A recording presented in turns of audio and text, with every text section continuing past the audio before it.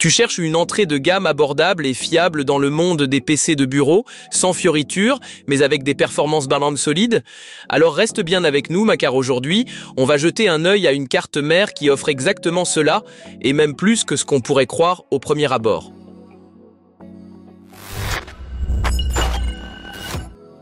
Si tu veux assembler un PC simple mais performant pour le bureau ou un usage quotidien, ce modèle d'Asus est un vrai bon plan. Son format micro ATX compact lui permet de s'intégrer dans presque tous les boîtiers, tout en offrant suffisamment de possibilités d'évolution, dans certaines limites bien sûr. Tu bénéficies ici d'un chipset Intel H510 solide, compatible à la fois avec les processeurs Intel Core de 10e et 11e génération, ce qui est particulièrement intéressant. Avec un CPU de 11e génération, tu profites même du support du PCIe 4.0, et cela dans une carte mère à ce prix-là.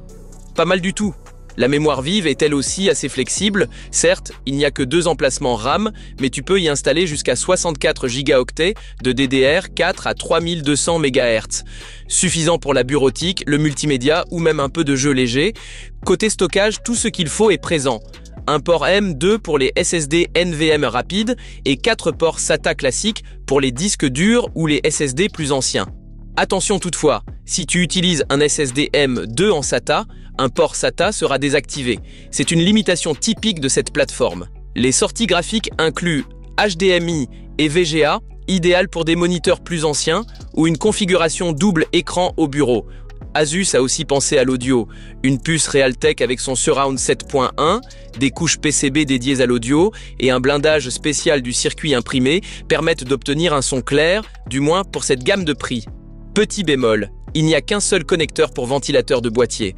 Donc si tu veux en utiliser plusieurs, il te faudra un adaptateur en IDX-TAC ou un hub pour ventilateur. L'arrière de la carte est bien équipé avec un total de 6 ports USB, dont 2 en USB 3.2, suffisant pour la souris, le clavier, l'imprimante et peut-être un disque dur externe. Dans l'ensemble, cette carte mère Asus est une vraie bête de travail.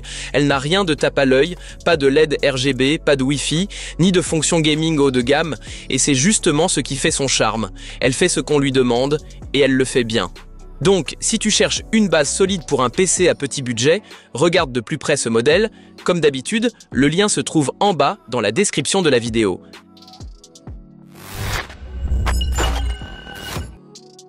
Alors, qu'est-ce qui joue en faveur de cette carte et qu'est-ce qui pourrait poser problème?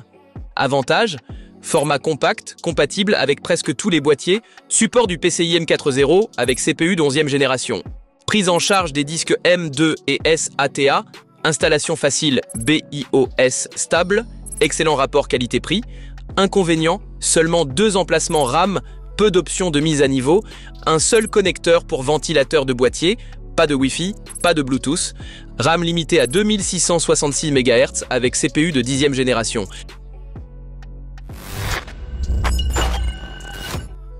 Si tu es en train de monter un PC pas cher ou que tu cherches simplement une carte mère solide pour un usage domestique ou bureautique, ce modèle mérite clairement le détour. N'oublie pas, les meilleures offres sont comme toujours dans la description de la vidéo. Laisse un like, dis-nous en commentaire ce que tu penses de cette carte et n'oublie pas de t'abonner, de nombreuses revues de produits intéressantes arrivent bientôt.